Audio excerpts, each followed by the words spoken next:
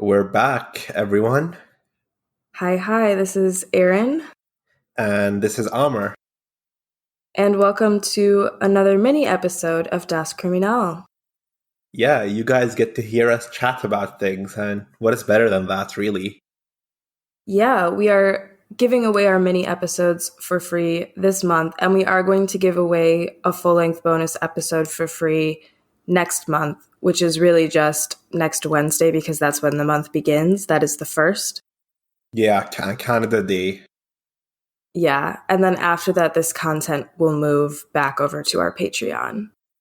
Yeah, so we're doing this thing much like your local dealer where we get you hooked on the heroin and then you have to pay us for more. Yeah, but this month we are asking that you donate to Black activism causes instead of giving, your $5 and $10 to us. Yeah, so please go ahead and donate.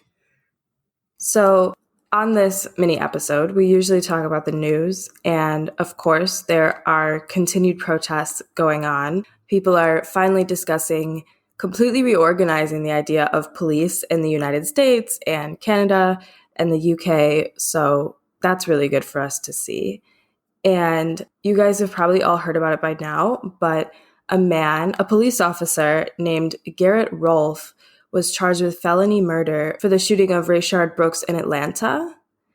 And at first, I just think it's weird that Rolfe, if you don't know, was the name of the Nazi boyfriend in The Sound of Music. Like, if you asked me to think of a Nazi name other than like Adolf Hitler or Heinrich Himmler, like other than the name of a real Nazi, if you asked me to think of a fictional one, that would come to mind first. It's a very Germanic name. It's a very heavily Germanic name. Yeah. And then Trump appeared on Fox News and he defended this guy, Rolfe, saying, quote, "You can't resist a police officer. And if you have a disagreement, you have to take it up after the fact," end quote. But like, what if you are dead? This man is dead. Yeah, and the way he says disagreement, like it's like, oh yeah, it's about whether you like your coffee black or with sugar. Like, fuck me. Like, this is not a disagreement, this is murder. Also, Rayshard Brooks was shot because he fell asleep in his car at like a Wendy's, and the people at the Wendy's called the cops and they just shot him.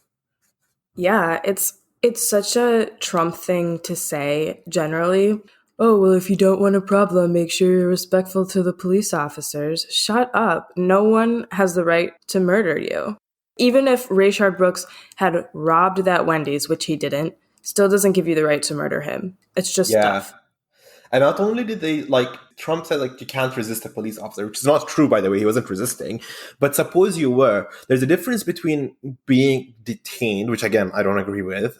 I'm not a big fan of cops in general, and being shot 7 times in the back. Like, he was shot 7 times in the back, and then no aid was rendered to him. And his Rolf's partner basically stood on the guy's shoulder while he was bleeding to death. Fucking horrible. Absolutely horrible. We also have news out of your neck of the woods, Aamer, about some bad cops. A police officer was charged in an underage human trafficking case, and he is currently suspended with pay. Yeah, why am I not surprised? The biggest thing I keep getting back to is there's nothing cops do that is good that can't be replaced with another organization or institution. But everything bad they do is precisely because they're cops, because they're given weapons by the state and lack any accountability. No other organization would do the bad things they do because no other organization has the same level of freedom to do what they can do. Yeah, like in the case of Mr. Brooks, why not call a tow truck Yeah, and tow exactly. the car and have the tow driver tell him, you have to move your car, or unfortunately, I have to move your car, and you're going to have to pay a lot of money to get it back. Exactly. Like, you don't see truck drivers with like pistols on their fucking waist. Like we don't give tow truck drivers guns.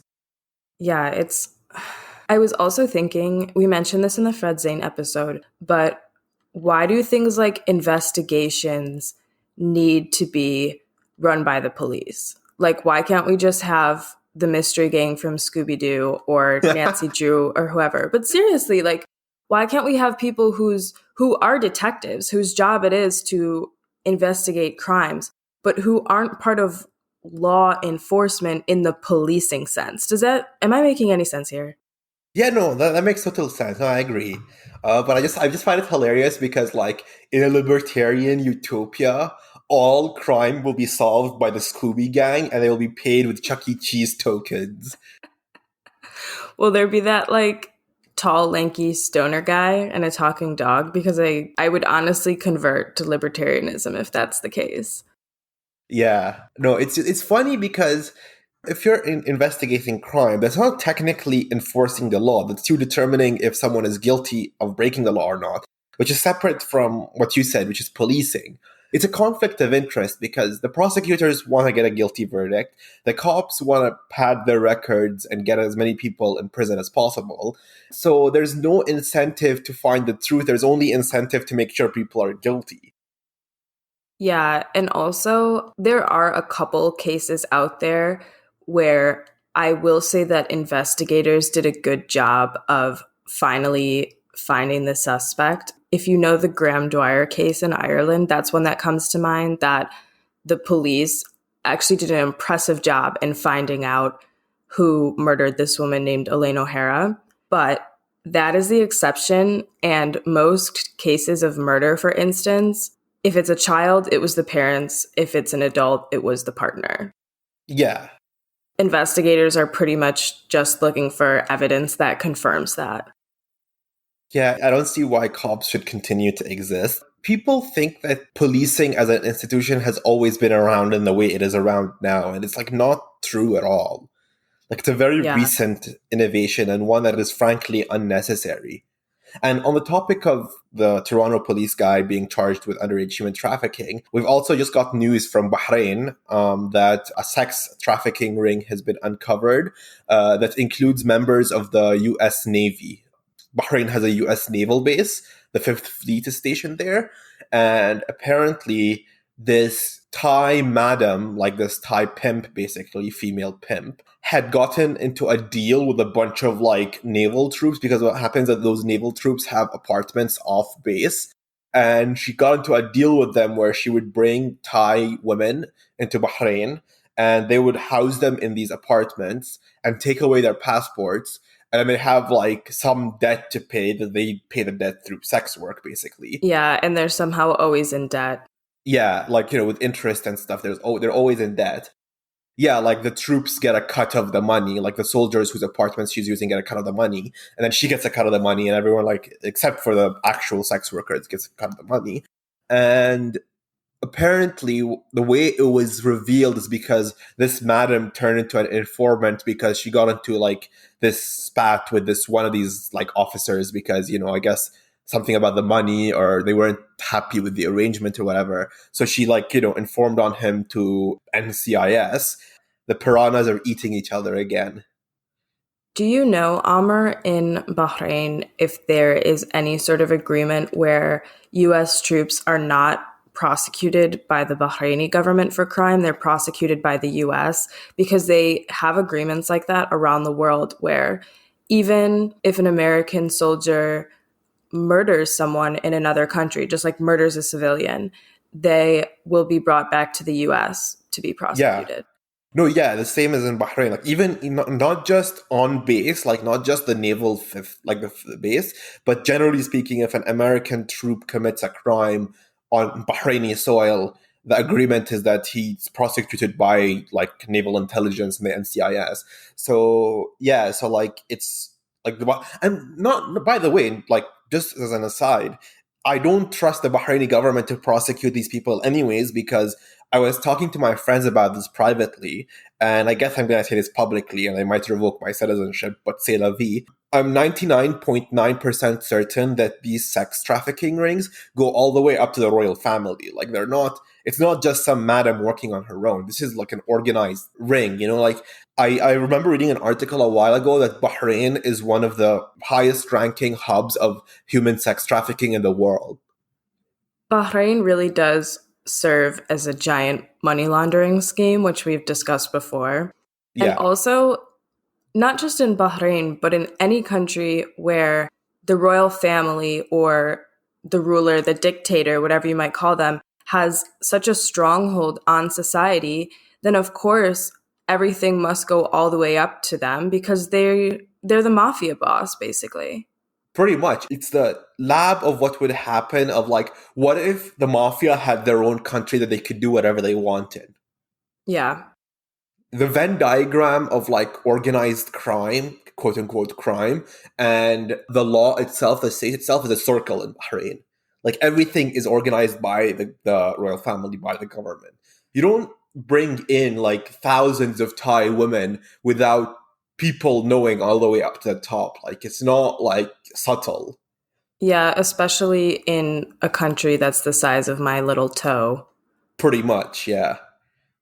Also happening right now, Israel is de jure annexing large parts of the West Bank, which were already annexed de facto by the occupation. But it's just something we don't want to take our eyes off right now while everyone is distracted by COVID and such. Of course, the state of Israel uses it as a chance to steal more land from Palestinians. Yeah, I mean, we've said it before in previous episodes, but it is very blatant that the two-state solution has been dead, buried. The corpse has been completely disintegrated. It's pretty much fertilizer now, which is, I think, in a sort of very twisted way, a good thing because now we can shift the narrative or the discourse towards a sort of secular one-state rights for all situation, including right of return. What do you think? Yeah, I mean, I think Israel and Palestine are inevitably going to become one country. And the question is, will this be a country where Palestinians even more are pushed out? Or will it be a country with equal rights and protections for everyone living there? Yeah, it's pretty much like apartheid South Africa at this point. Yeah, I just think when people say it's complicated, it's really not. Like, do you believe in human rights for Palestinians or no? Yeah, it's one of those things that people say it's complicated just to dismiss any conversation, when in reality it's very simple. It's about as simple as like civil rights in America or like apartheid South Africa. Do you have any good news, Aamer? Yeah, silver linings, good news. Football is back. The Premier League is back. And I know not everyone listening to us probably is a football head, but I am. And by God, you're going to listen to me rave about football.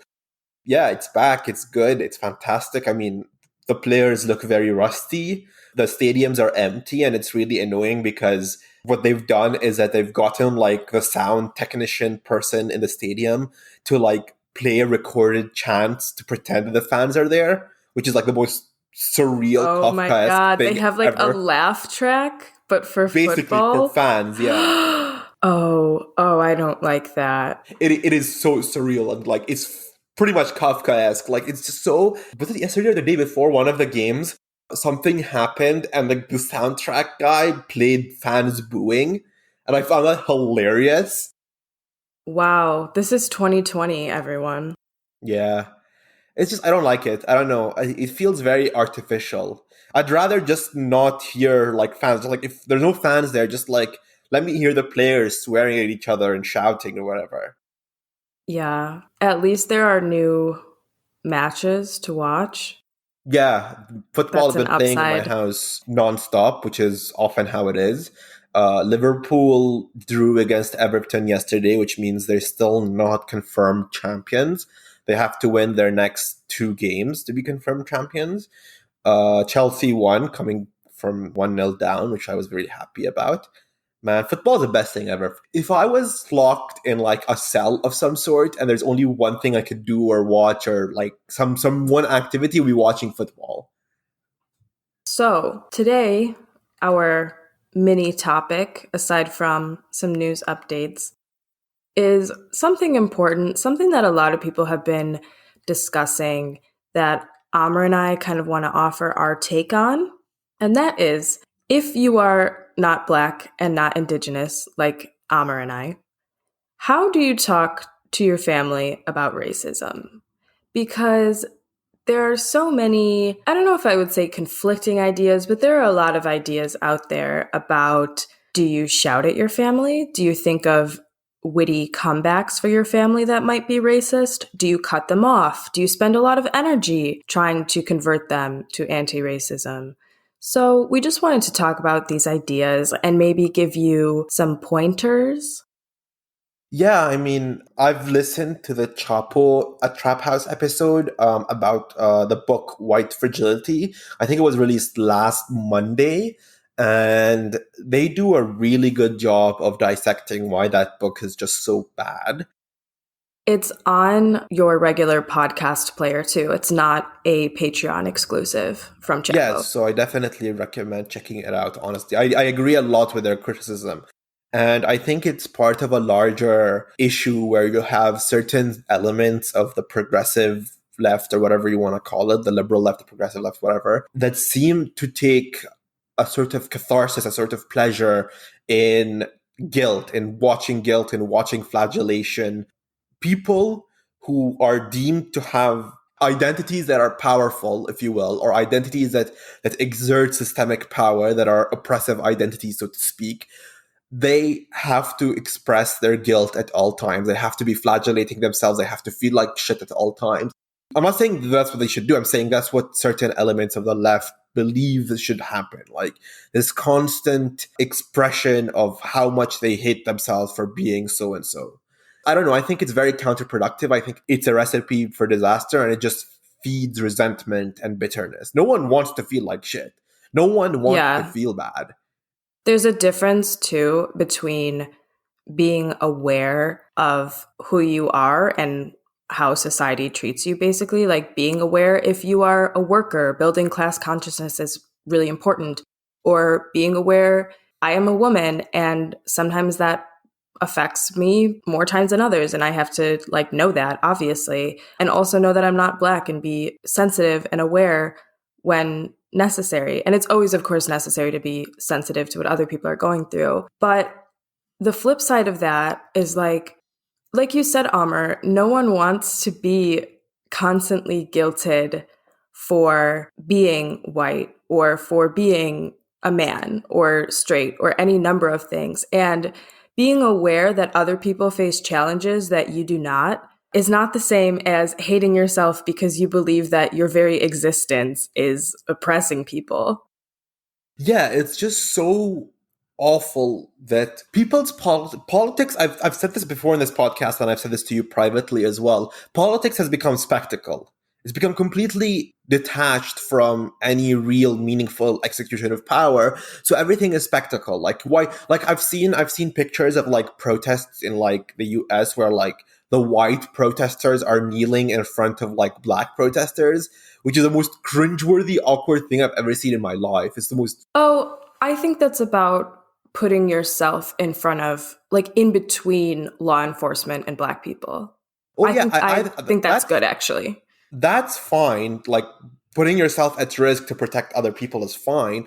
But like I've seen people where they're just like kneeling in front of. There's no police in sight or whatever. It's just a sort of show of like repentance or whatever. I don't know. Okay, I see what you mean. Like Yeah. basically like one step below cops kneeling. Yes. Yeah. Basically. And Okay. yeah, it's just very, very performative. And I keep going back to this. Like no one wants to feel like shit. And I remember, and I'm freely gonna admit this, I used to be one of those guys who's like, man, all men are trash. I hate being a guy. Like we should genocide all men or whatever. And You were Valerie Solanas? basically, yeah, but like the guy equivalent, like the simp equivalent. She has been reincarnated into Aamer.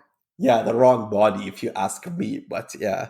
Yeah, I was simping for like, the whole men are trash sort of thing, which is like I get women and, non-men sort of expressing their frustration with men, but at the same time, if you want to build a movement that can execute actual power, like actually engage with politics, making everyone feel like shit is not the way to go. People just get resentful, they get tired, they get depressed, and it becomes an impotent movement. There's no mobility, there's no motion, there's no nothing. It's just, okay, yeah, I feel like shit, I'm gonna go home and feel like shit, and that's it.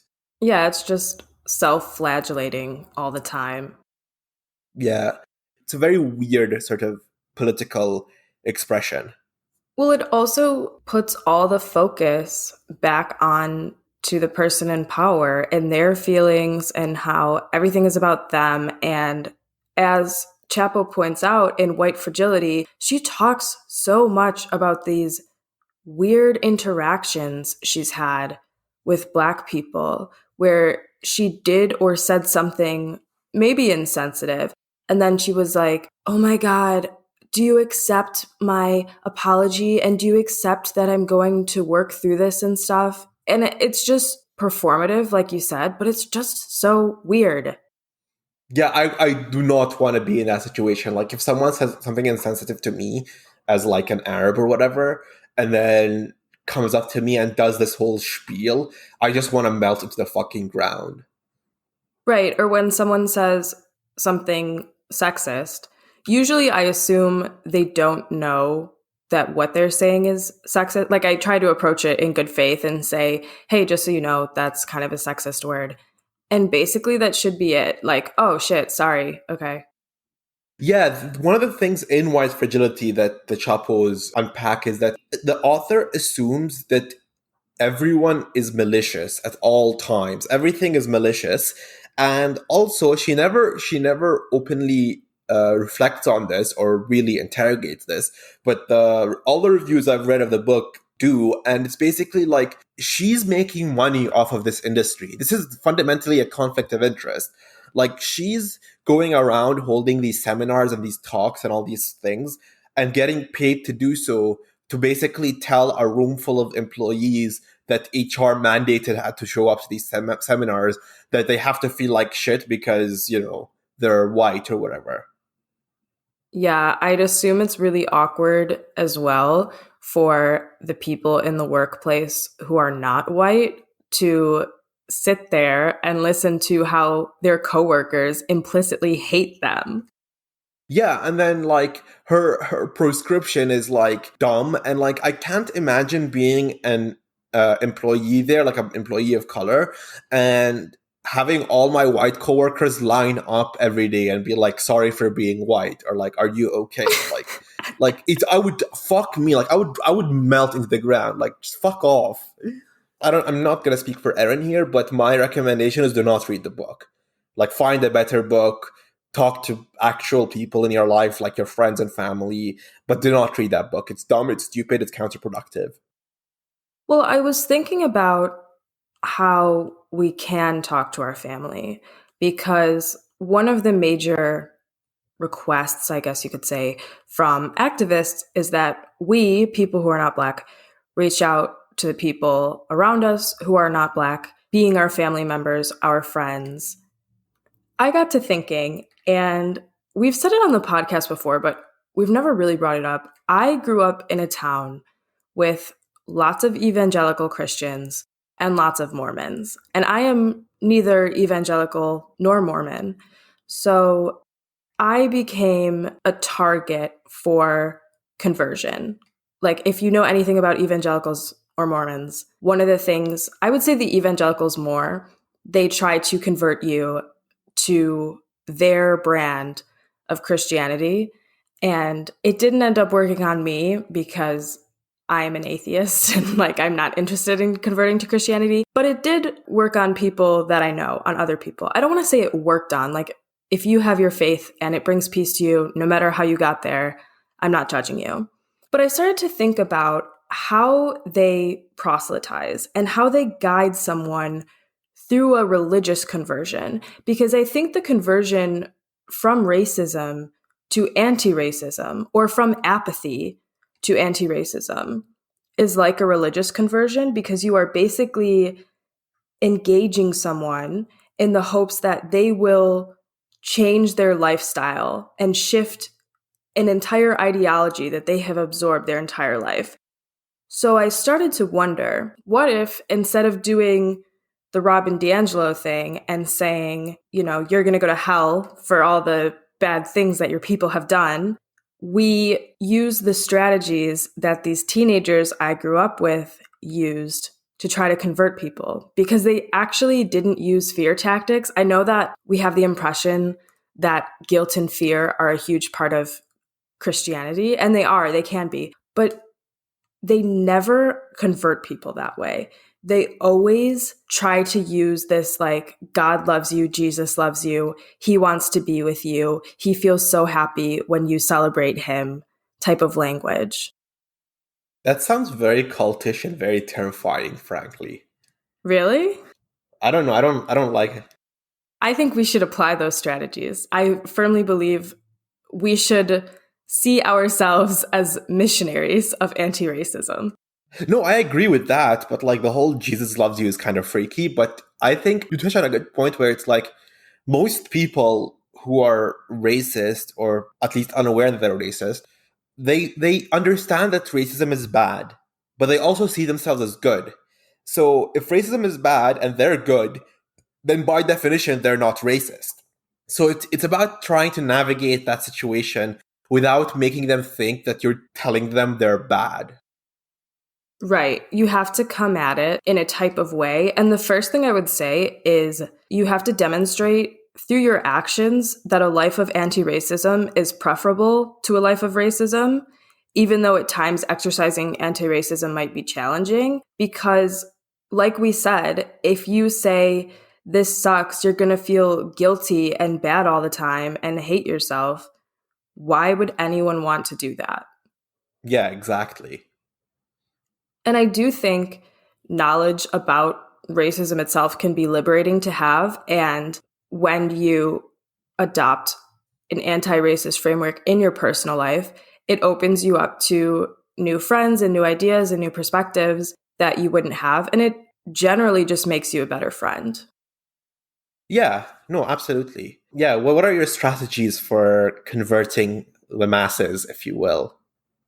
Okay, so I am basing this, like I said, off the people that I grew up with trying very hard to convert me to their religion. Like I said, it didn't work, but they got me to come to stuff. Like it did work to an extent where they got me to come to their church and their Bible studies and stuff. And maybe I was doing it partially because of like if someone invites you to come to their study group, their Bible study group, and they're your friend and you are 15 years old and you are not doing anything that day, you're just like, sure, whatever, okay. But that's the point. Like, use those social interactions to your advantage. So the first thing I would say is we have to meet people where they are. And the evangelists have ways of assessing a potential convert and figuring out what that person might need to move forward. So they ask open-ended questions like, how would you describe your relationship to Jesus Christ? And similarly, we could ask questions like, how do you see yourself in these discussions about race and racism, and get an idea of how that person is feeling? Does that make sense? Yeah, it's very, you're not there to make people feel like shit. You're there to make people realize, or at least guide people to realize that there is a better way. I swear to God, I sound like a missionary right now. Yeah, but I think if converting people, if being a missionary never worked, people wouldn't do it. So I hate to say it, like I hate to admit this whatsoever, but the evangelicals are good to some degree at converting people. And I think we should steal their strategies and we should weaponize them for good. Yeah, instead of like talking in tongues or whatever. Like, yeah. So I also think we should try to start with accessible material. So if you give someone who hasn't yet committed themselves to like a radical anti-racist education, like give them a long reading list and say, you have to learn about all of this before you're in our club, they are going to give up before they've even started. And of course, I think learning and reading is so important, but you can't gatekeep with material that way. Yeah, it feels very cliquey to make it about how much you've read or how much you've like consumed, how much material you've consumed. I also think when it comes to our criticisms of certain texts, like there are so many good critiques out there of all sorts of texts, like Aamer and I said, of white fragility, Like, I think those are 100% valid. I will say, if someone asked me about anti-racism and I said, what do you know so far? What have you been reading? And they said they read that book and it spoke to them or they really liked it, I wouldn't immediately launch into these critiques like, oh, that book sucks, you're an idiot. Like, that's not a good way to go Yeah. forward with what you want.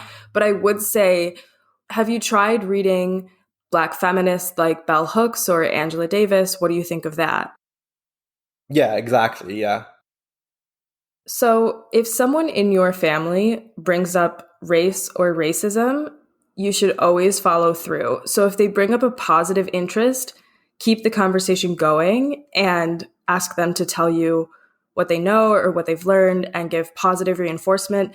And if they bring up a negative interest, like say something that is racist, try to interrogate that. So, if they are complaining about Black Lives Matter protests, for instance, ask, why do you think people are protesting? And kind of push them, like force them to open up about their own racism. And of course, if someone in your family is like racist and toxic and harmful, I don't think you should consistently expose yourself to a toxic person who isn't going to change anyway. But if there is a way to press them on their shitty ideas, maybe take a chance. Yeah. I try to with my family at least, and I know there are some losing battles out there, but it doesn't hurt to try. Yeah. And in that same vein, you should follow up after, where if someone in your family seems interested, like when you're talking about activism, like send a text later that says, hey, I noticed when we were talking at dinner, you seemed really interested in learning more about anti-racism. Is there any chance you want to meet up this week and chat over coffee, over socially distanced coffee? If someone is responding well, follow up. Yeah, exactly. Yeah, following up is really important. And you can also include your family in your anti-racist work.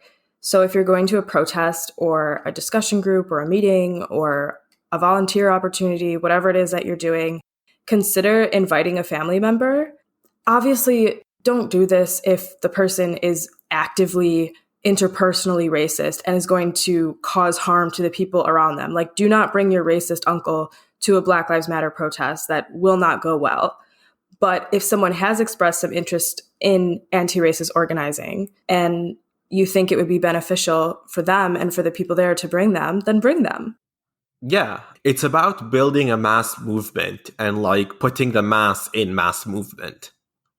Right. Building relationships and Yeah. community. Another thing that I've noticed the evangelicals do is they will share their own journey with you. And if you say that you don't have a relationship to God or that you question your religion or something, they will always be able to talk about a time that they or someone they knew felt insecure in their faith and then offer to mentor you. I'm thinking of what Audre Lorde said, like, revolution is not a one-time event. Personal development in any capacity is going to take time, and everyone will make mistakes. So you have to be vulnerable and don't let perfectionism get in your way, and have instances where you can say, like, I can honestly say there is a lot of systemic discrimination that until learning about, I just didn't consider. Like, I wasn't forced to think about it because it didn't affect me, and I was selfishly living in my own bubble. And then once that opened up to me and I learned a lot more, I find it easier to be a part of my community because I understand the mechanisms by which it works. I think this method in particular I'm really good at because I can honestly use my own experiences in terms of going from like a right-wing libertarian through liberalism to sort of post-colonialism and now into Marxism as an example of, you know, my transition, my evolution, if you will. And I can use that to show, like, it's a way of expressing both empathy and humility by showing that, yes, you've been in positions of vulnerability as well, and you've grown out of it, and this is how. Yeah, that's a really good point. And also, I don't think that we can speak on behalf of other people and what forgiveness or reconciliation can or should look like all the time. But at the same time, I don't think we should hold people responsible for every instance of racism or sexism or homophobia they might have ever committed, because we are, to use the words of the evangelicals, we are all sinners. Yes. Yeah. And finally, you could also use very practical tactics like hosting a movie night and show an anti-racist film and invite a friend or family member to join and watch, especially if you have a chance to discuss the message after. So for instance, if Aamer and I were going to have a showing of The Watchmen together, which has a lot of anti-racist content in it, and we of course have some critiques of the show that we discussed in our last episode, but maybe invite someone who seems to be gaining interest in anti-racism, invite them to come watch the screening, say we're going to have a couple drinks and watch this and then talk about it with our friends. And then you are including them, but you're also, for lack of a better word, ganging up on them. Like you're creating a united front. Yeah. So those are the tips that I have from the Mormons and evangelicals that I think possibly can be applied to anti-racist work. I'd be interested to hear what other people think. I mean, maybe you're listening to this and you're like, Erin, that is honestly the worst idea I've ever heard in my life. Yeah, you heard Erin here, folks. Read the Bible, get closer to Jesus. You will doubt your relationship with Jesus, but talk to your evangelical friend and they will help you go through it. Yep. So anything to wrap it up? Nope, just some practical things about the pod. Like we said, next week you are getting a regular Monday episode and then also a full bonus episode on Wednesday, which normally is reserved for Patreon subscribers, but we are releasing this one for free. And then after that, the bonus content will return to Patreon only. We'll leave the episodes that have already been released, we'll leave those on Spotify and such. But we're transitioning back to the system we had before, so Monday episodes will still be free. Don't worry. Yeah, so until next time, everyone. See you then. Thanks for listening. Bye, everyone.